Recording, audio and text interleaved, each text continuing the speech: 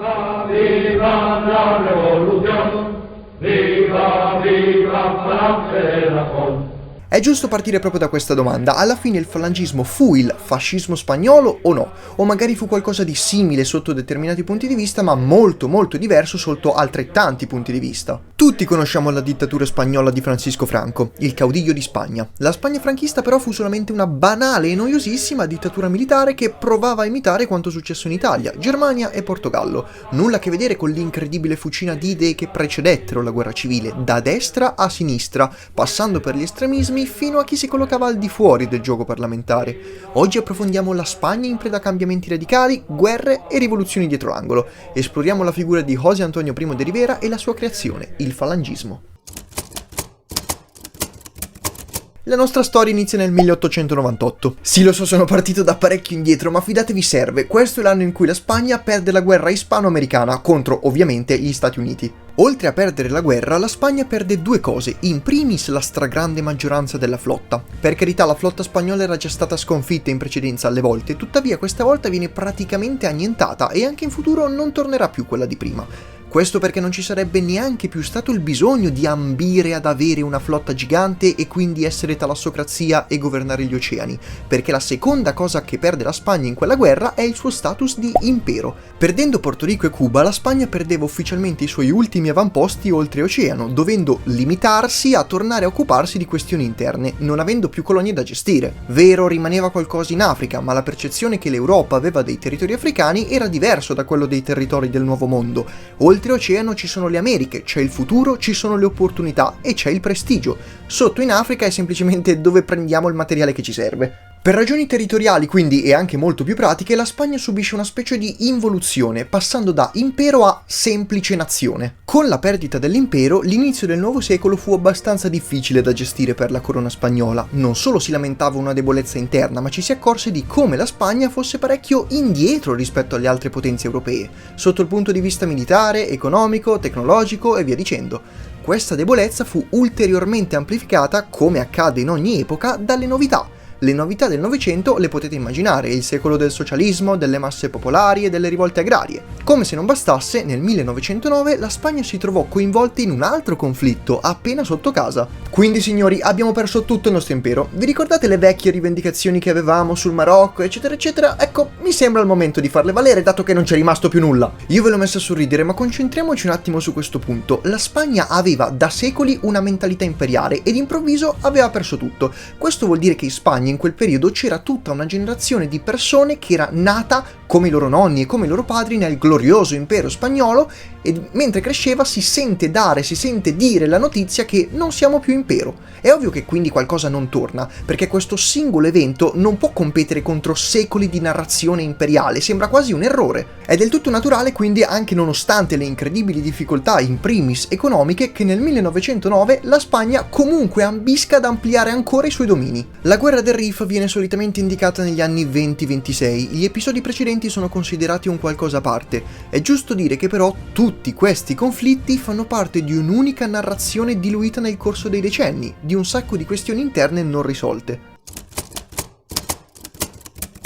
Nel 1914 il mondo cambia per sempre, iniziava la prima guerra mondiale. E la Spagna? Che faceva la Spagna durante la Grande Guerra? Assolutamente nulla. La perdita della flotta, l'arretratezza tecnologica e militare, un esercito dissanguato in Nord Africa e la debolezza della monarchia non permisero alla Spagna di partecipare al conflitto. Come vedremo, tra l'altro, la storia della Spagna nel Novecento è estremamente dissociata rispetto al resto d'Europa. Se l'Europa è a fuoco e fiamme nella prima guerra mondiale, alla Spagna questo accade prima, durante la guerra in Marocco e la perdita della flotta.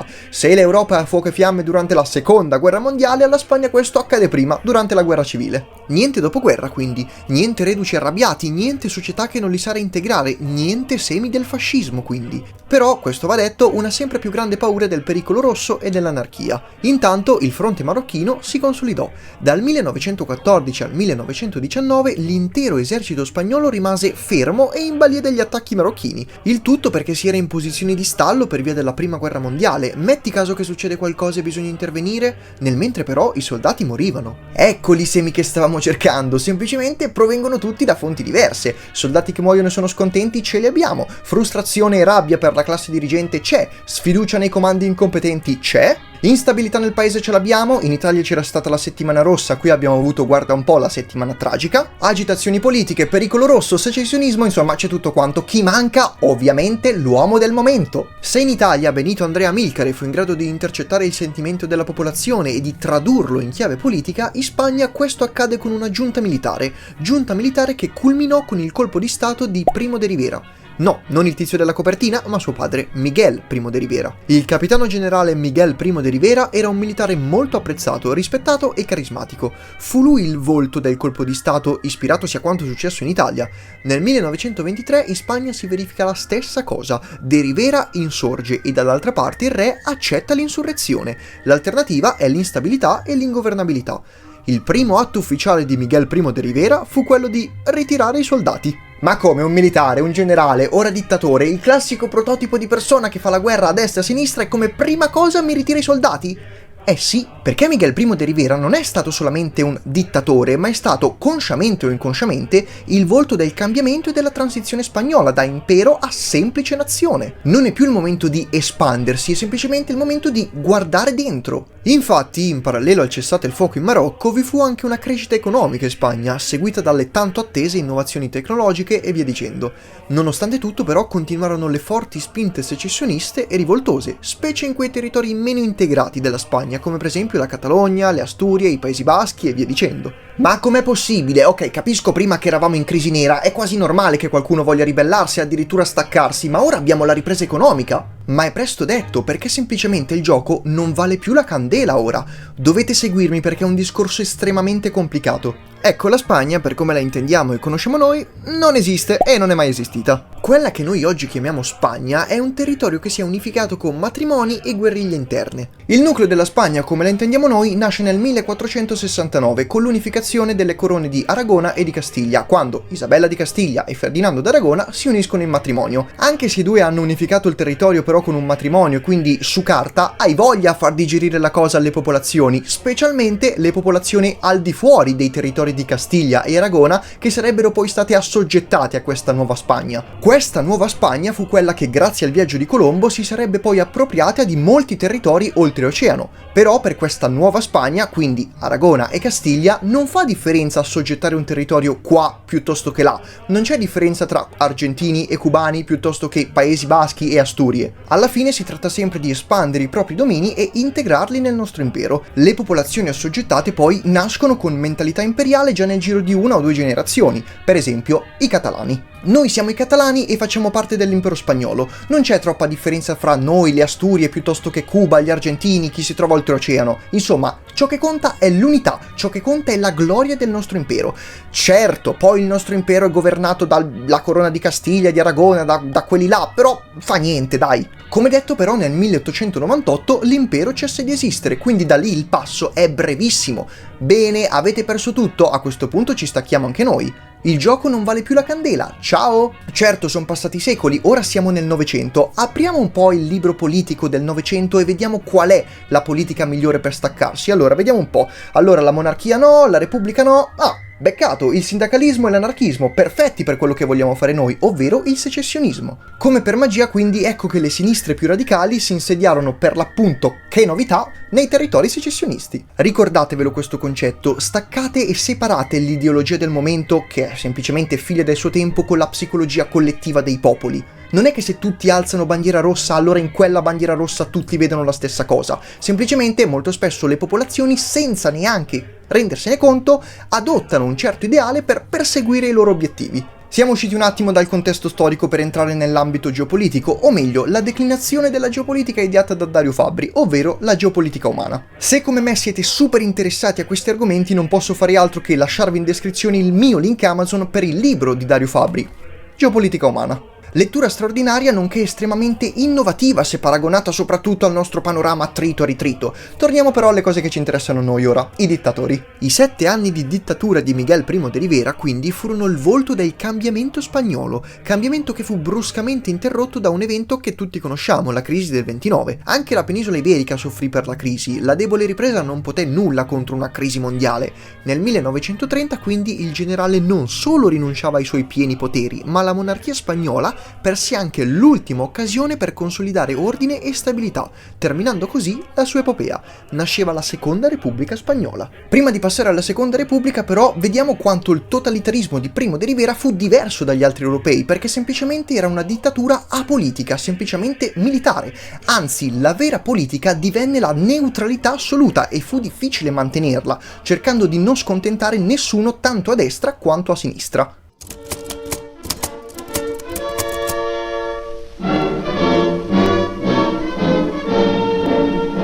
Nonostante la Repubblica ospitasse tutte le correnti politiche da sinistra a destra, fin dalla fondazione aleggiava un'area socialisteggiante. E vorrei anche vedere, ogni nuova forma di Stato è comunque figlia degli eventi del suo tempo. Sfido io a non far nascere ad inizio Novecento una qualsiasi repubblica da una qualsiasi parte, già di sua non intrisa di elementi socialisteggianti. Se nelle aule parlamentari c'era spazio per tutti, effettivamente, però oltre il mero potere esecutivo c'erano importanti forze che non si riconoscevano nell'ordine repubblicano, i monarchici, alcune frange dell'esercito e soprattutto la Chiesa. La Spagna storicamente fu un paese estremamente cattolico, dopotutto il cristianesimo non era proprio una religione da lasciarsi sfuggire, pensateci, un impero come la Spagna che aveva al suo interno, come abbiamo detto, molteplici popoli e molteplici diversità, poteva fare comodo una religione che predicava la fratellanza tra la diversità, la fratellanza dei popoli. Le forze reazionarie quindi avevano già governato in passato, diciamolo, non sono state tutto questo granché, anzi sono state un fiasco. Tuttavia, in un clima di crescita economica, in un mondo che si apre al mercato, come la Spagna che stava diventando da impero a nazione, le forze reazionarie cambiano bandiera, diciamo che smettono di occuparsi della storia, o meglio, possono anche occuparsi della gloria del passato storico, ma abbracciano l'economia, abbracciano l'individualismo, abbracciano il capitalismo, due delle cose più pericolose per la Spagna per come è fatta. Già la nostra gente è divisa per idee politiche e per questioni territoriali, se ci aggiungiamo anche la divisione economica e l'individualismo, la Spagna cessa proprio di esistere. Per fortuna che rimane ancora il cristianesimo che bene o male fa da collante. Come? Comunisti e anarchici stanno bruciando le chiese? Ah. Ebbene sì, dall'altra parte la situazione non era certo migliore, anche se le sinistre vinsero, tra l'altro anche in più occasioni, nonostante l'avvicinarsi del governo al popolo spagnolo, comunque una parte della collettività rimaneva scontenta. Questo perché per forza di cose apparteneva all'altro schieramento, o era fortemente religiosa, o era monarchica e insomma avete capito. La Repubblica si dichiarò laica, scontentando non solo il clero ma anche tantissimi credenti. Alla Catalogna fu dato uno statuto speciale, motivo per cui Paesi Baschi, Galizia e altri pretesero anche per loro maggiore autonomia. Le frange estremiste continuavano a protestare e quindi nel 31 il generale Sanjurjo fece un altro bel colpo di stato militare, sostenuto dall'altra fazione. Fu arginato sul nascere però. Avete capito il senso però, la situazione politica si era stabilizzata e anche monopolizzata però. Se questi fanno una mossa, allora questi altri sono scontenti e viceversa. Ribadiamolo, non c'entrano più di tanto le idee in campo, più che altro in questa metà del paese viveva una parte, un'anima del paese e da quest'altra parte viveva una seconda metà del paese, un'altra anima del paese.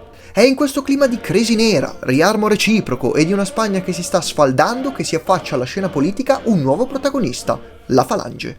Nel 1931 il filosofo Ramiro Ledesma Ramos fonda le JONS, le Juntas de Ofensiva Nacional Sindicalista. Qui possiamo dirlo con certezza, le JONS sono state la trasposizione e l'interpretazione spagnola del sindacalismo rivoluzionario, un po' come quel lontanissimo fascismo delle origini. Fin qui tutto ok, niente di nuovo, quindi niente destra né sinistra, ma voi siete quelli vecchi e noi siamo quelli nuovi, è lo stato totalitario corporativo e soprattutto concezione della vita come lotta. Sempre nel 31 Onésimo Redondo Ortega fonda le Juntas Castellanas de Actuación Hispánica. Qui dobbiamo fare subito una riflessione importantissima. Da una parte abbiamo Ramos, rivoluzionario, più vicino alle idee di sinistra, estremamente intelligente perché era anche un filosofo, e dall'altra parte abbiamo Ortega, ultracattolico, reazionario, proveniente da un mondo agrario, decisamente meno rivoluzionario e più chiuso mentalmente. Queste due persone agli antipodi comunque arrivano alla stessa identica soluzione politica, che prende poi piede nei loro partiti. Questo fenomeno per me è straordinario perché bene o male quello che accade all'Italia 10 anni prima, una generazione prima. A Milano nasce il sansepolcrismo, repubblicano, di sinistra, laico, rivoluzionario, eccetera eccetera, e contemporaneamente nelle campagne e nelle zone rurali nasce quello che noi chiamiamo il fascismo agrario, il fascismo quello dei manganelli, quello reazionario, insomma la voce dei contadini che si vedevano espropriate le loro terre. Il fascismo di Milano era quello delle istituzioni, il fascismo agrario era quello della violenza. Non a caso, chi fra i due, tra Ramos e Ortega, era a favore della creazione di una milizia civica armata? Ovviamente il secondo. Sansepolcrismo e fascismo agrario finirono per fondersi. Indovinate un po' cosa successe proprio nel 31 in Spagna? Le due giunte si fondono, mantenendo però il nome Hons. In pochi anni però la componente rivoluzionaria decisamente assorbì quella agraria, finendo con l'amplificare le ideologie politiche di Ramos. Non è ancora finita purtroppo, c'è ancora un altro pezzo. Nel 1933 José Antonio I de Rivera, figlio dell'ormai defunto Miguel I de Rivera, fonda la Falange Spagnola. José Antonio si avvicina alla politica soprattutto per fatti personali, dato che in clima repubblicano veniva continuamente denigrata ed insultata l'immagine del padre, ricordiamolo ex dittatore. Primo de Rivera nasce come monarchico, legge molto e da poco si è avvicinato alle posizioni italiane dello Stato totalitario e corporativo. Legge e studia Mussolini e Lenin e da un paio d'anni ha conosciuto Ramos e le Hons, avvicinandosi ulteriormente alle posizioni del socialismo nazionale e del sindacalismo rivoluzionario. Con tutto questo miscuglio ideologico, José Antonio compie il passo successivo. Il fascismo italiano non deve essere trapiantato qui, ma deve essere preso modello e adattato alla situazione spagnola. Qui matura il suo modello politico di nazionalsindacalismo. Stacchiamo un attimo dalla storia per entrare di nuovo in ambito geopolitico. Come sapete, nel 1933 in Germania Baffetto aveva preso il potere, lì si parlerà di nazionalsocialismo.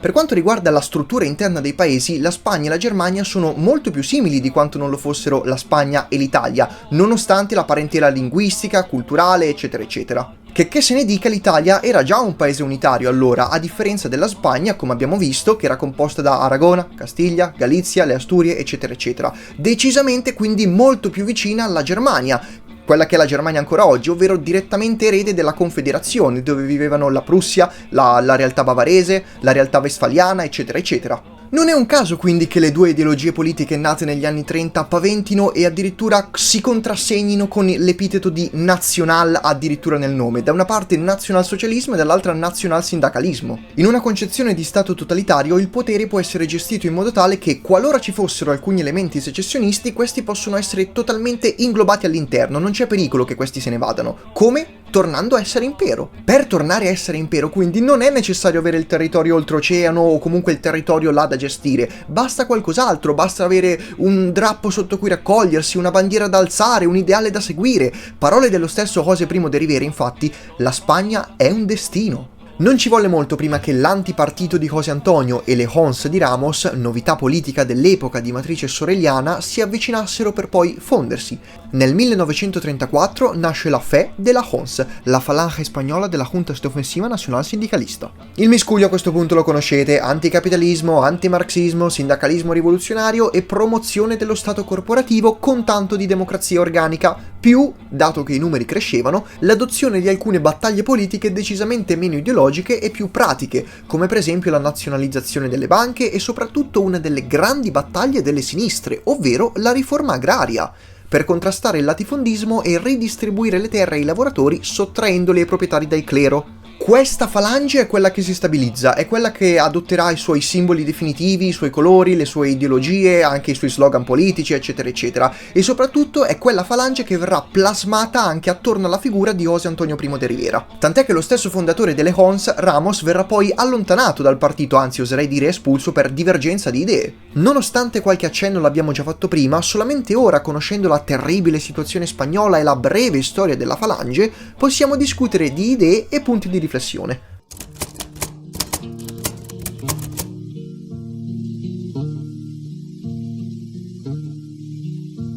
Affacciandosi alla scena politica in un clima praticamente disastrato, i primi punti di Primo de Rivera sono volti a risolvere l'instabilità della Spagna. Citando i suoi più iconici discorsi, la Spagna sta venendo meno per 3 divisioni interne. España ha venido a menos por una triple división. Por la división engendrada por los separatismos locales, por la división engendrada entre los partidos y por la división engendrada por la lucha de clases. Cuando España encuentre una empresa colectiva que supere todas esas diferencias, España volverá a ser grande como en sus mejores tiempos. La prima divisione è di tipo identitario, dato che non siamo più impero, allora le minoranze se ne vogliono andare. La seconda è di tipo politico, dato che siamo nazione e come tale ci occupiamo di questioni interne, il sistema migliore è indubbiamente quello repubblicano. Repubblica nata nel secolo del socialismo e quindi già in partenza favorita al fazionalismo politico e alla conseguente inefficienza democratica e liberale.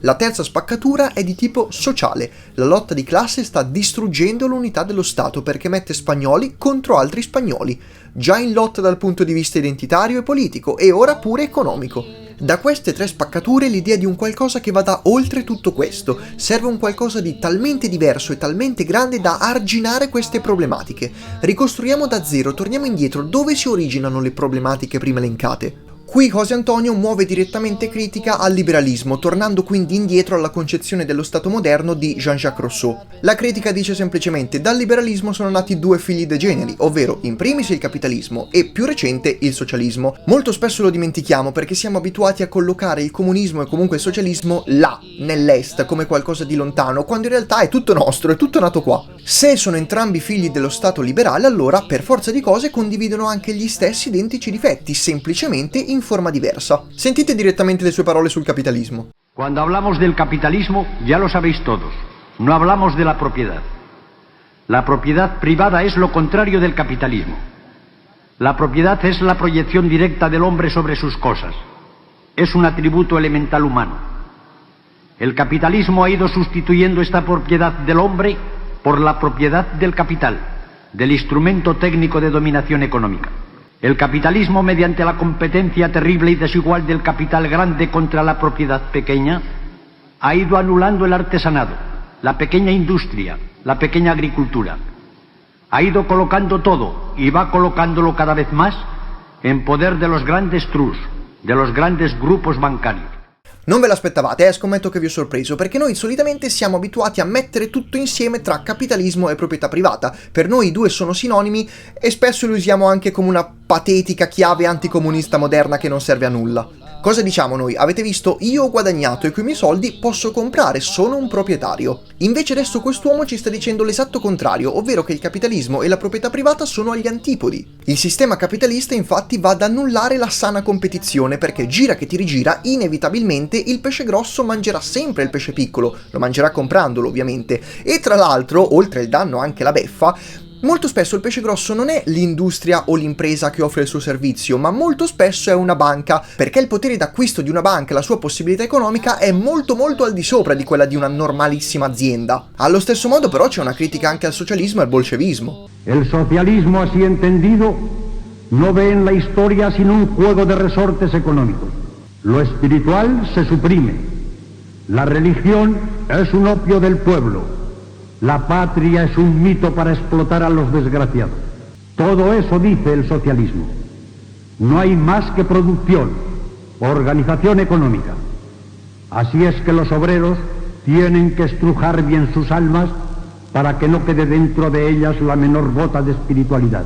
E la religione non va bene, e la patria non va bene, e la competizione economica, quella sana, non va bene neanche lei. E allora cosa ci rimane? Ok, va bene, dobbiamo lottare contro le ingiustizie, per carità, ma non al costo di perdere l'essere umano, non al costo di trasformarci in macchine. Non è che siamo numeri inseriti in uno stato. Oltre alle critiche a destra e a manca, però, sono state fatte anche delle proposte in parallelo. Proprio come le tre divisioni della Spagna, erano tre le figure di riferimento attorno a cui si sarebbe dovuto costruire il nuovo Stato: la famiglia, il municipio e il sindacato. Come abbiamo detto, quindi, la dissoluzione è il pericolo più grande per la Spagna, quindi fermi tutti, azzeriamo tutto. Cosa sono quelle poche e semplici cose che mettono in comune tutti gli spagnoli? Beh, in primis una famiglia. Tutti abbiamo un nucleo familiare, nasciamo da una famiglia e molto spesso tutti si creano anche una famiglia. A livello giuridico, quindi, quello che conta non è più tanto il singolo quanto il nucleo familiare, a differenza invece dello Stato liberale, sia esso socialista o capitalista, dove ciò che conta è la massa. In uno conta sotto forma di voti, nell'altro conta sotto forma di partito. Poi vediamo, ogni spagnolo prende parte alla vita politica, però la politica quella vicina, non quella lontana. Per il comunismo tutto è nello Stato, ma lo Stato non sono altro che le istituzioni,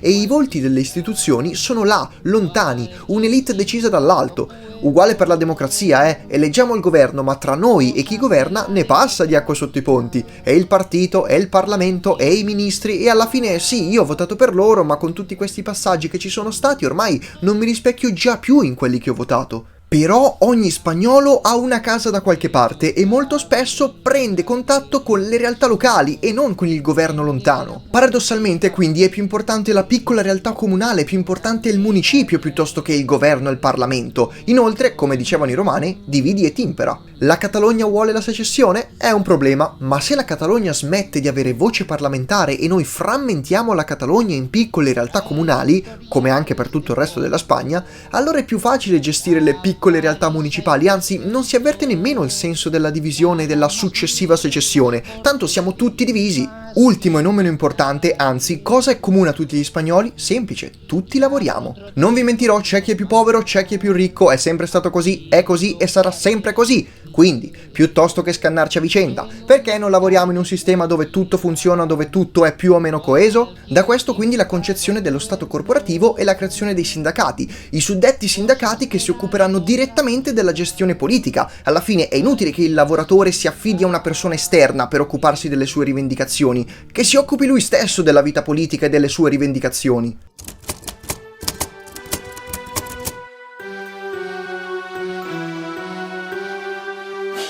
Parlare di queste cose è difficile, seguirle è difficile, me ne rendo conto, sono cose che andrebbero assorbite in pillole di tanto in tanto. Smorziamo quindi un attimo l'atmosfera difficile per parlare di una cosa molto più semplice e immediata, ovvero la simbologia. Ogni regime che si rispetti ha la sua propaganda e i suoi simboli, vediamo rapidamente quelli falangisti.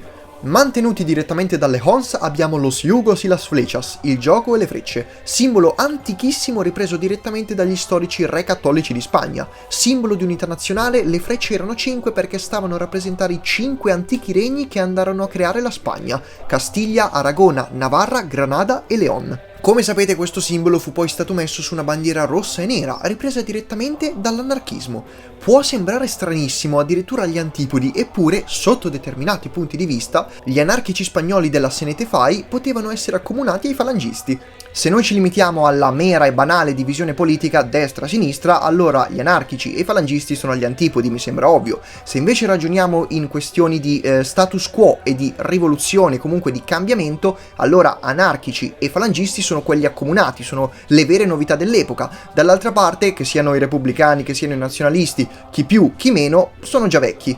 Era incredibile il rispetto reciproco che vi era fra le due fazioni, anche per questo furono scelti il rosso e il nero, poiché simbolo di cambiamento e rivoluzione, quantomeno in Spagna. Lo stesso Durruti Buenaventura, volto degli anarchici, alla morte di José Antonio ebbe a dire: «Con la morte di José Antonio morirà anche la speranza di riconciliare tutti gli spagnoli almeno prima di molti decenni». La Falange si rivolgeva anche ad un elettorato. Come abbiamo visto, nella concezione di Stato totalitario non si sceglie un elettore di riferimento, ma si considera tutti quanti. Tra lo zoccolo duro dei falangisti però vi furono studenti e lavoratori, motivo per cui uno dei più famosi simboli della Falange fu la famosa camisa azul, la camicia blu. Il camice blu era la divisa da lavoro degli operai e dei meccanici nelle officine. Scommetto che lo sapete meglio di me, chi lavora a contatto con queste cose, con l'olio motore, necessita di un vestito scuro per quando si sporca. Il camice blu quindi fu preso e trasformato in uniforme, anche e soprattutto per andare a valorizzare ulteriormente la componente lavorativa all'interno dell'ideologia falangista. Oltre ovviamente a strizzare l'occhio alle camicie nere italiane, l'ispirazione è quella. Anche il braccio teso fu ripreso dall'Italia, scopiazzato alla buona, mentre decisamente più originali vi furono alcune canzoni, prime fra tutte Cara al Sol. Quello che divenne l'inno ufficiale della Spagna franchista era in realtà l'inno della Falange, scritta direttamente da José Antonio. Alla fine pensateci, perché fare una canzone che inneggiava tanto all'antica gloria imperiale quanto alla camicia blu, se nella Spagna franchista questi erano solo uno dei pochi componenti? Dall'altra parte, per esempio, c'erano i monarchici o comunque le destre più reazionarie. Cara al Sol è figlia direttamente della mente del suo creatore. Tra l'altro, pare che José Antonio fosse particolarmente contento del risultato perché non c'erano versi di odio verso i nemici politici. In caso di vittoria, questi nemici politici non erano da tagliare fuori o da eliminare, ma erano da integrare nello stato totalitario. Inutile quindi fomentare odio inutile. Alle canzoni poi abbiniamoci anche i classici slogan, come il famosissimo Arriba Spagna oppure Una grande y libre.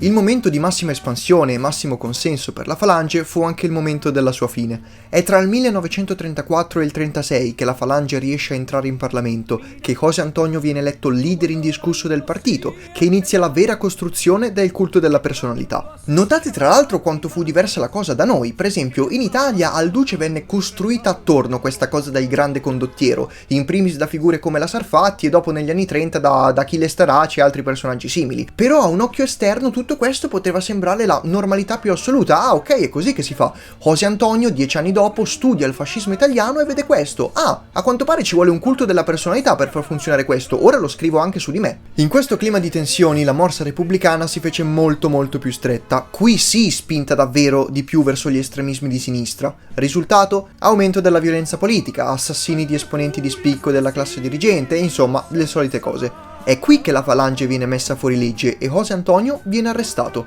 Primo de Rivera si trovava in carcere ora e alle sue orecchie arriva la più tragica delle notizie. Il 17 luglio 1936 cominciava l'alzamiento, il colpo di stato retto dalla giunta militare, tra cui anche Francisco Franco. Il tutto per salvaguardare la Repubblica dalle infiltrazioni comuniste. Con lo stabilizzarsi del fronte e l'inizio della guerra civile, José Antonio dal remoto carcere di Alicante compì la sua ultima operazione politica, scrive e propone soluzioni. Scrive cosa potrebbe succedere in caso della vittoria delle sinistre, cosa potrebbe succedere in caso della vittoria del fronte nazionale, scrive della sua Falange, ma soprattutto scrive per far fermare la guerra.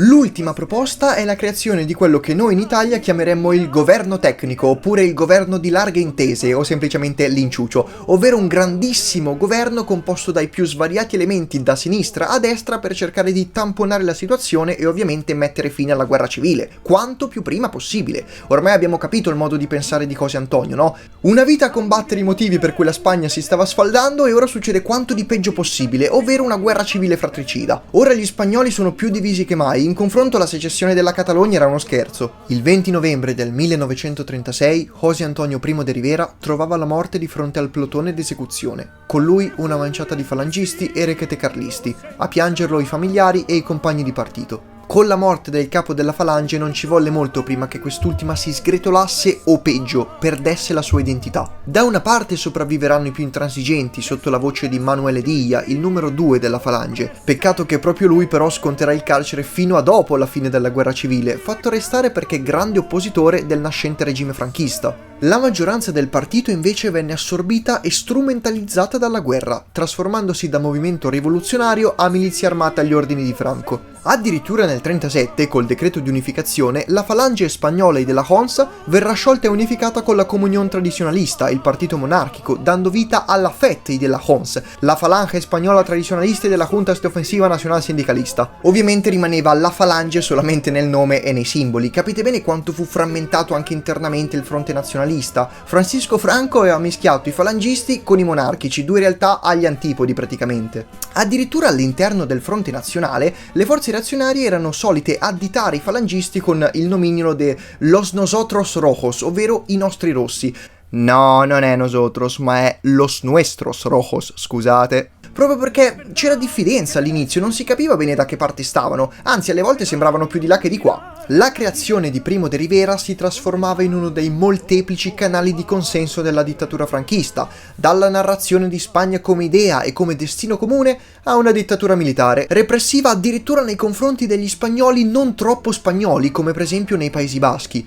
Dalla religione cristiana come un qualcosa di intrinseco e gemello della cultura spagnola, proprio perché promuoveva la fratellanza dei diversi, al cattolicesimo inteso come ultradestra, vedendo paradossalmente gli ebrei come una minaccia non tanto per le teorie del complotto giudaico, tanto in voga in Germania, quanto proprio perché di religione giudaica. Dallo stato nazional-sindacalista, dallo stato corporativo a un'economia stagnante e chiusa, dalla riforma agraria al ritorno del latifondismo. In maniera estremamente comoda, José Antonio I de Rivera veniva eletto a martire della crociata. Molto più comodo averlo come simbolo che come contendente al potere, no? La guerra civile era scoppiata. Nonostante la tragedia sembrava comunque un'occasione per portare il cambiamento alla Spagna, eppure la persona che avrebbe dovuto portarlo mancava. I falangisti avrebbero iniziato a rivolgersi a lui con il titolo de El ausente, l'assente. C'è un termine in spagnolo per descrivere Primo de Rivera, hidalgo. Potremmo tradurlo come una sorta di cavaliere santo, un crociato e un combattente che però conserva tutta la purezza e la classe di un nobile, proprio come fu per quei caballeros che guidarono la Reconquista,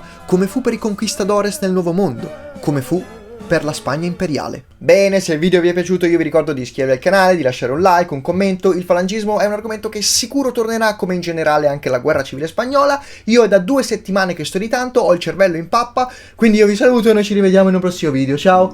A las barricadas, por el triunfo de la Confederación. A las barricadas, por el triunfo de la Confederación.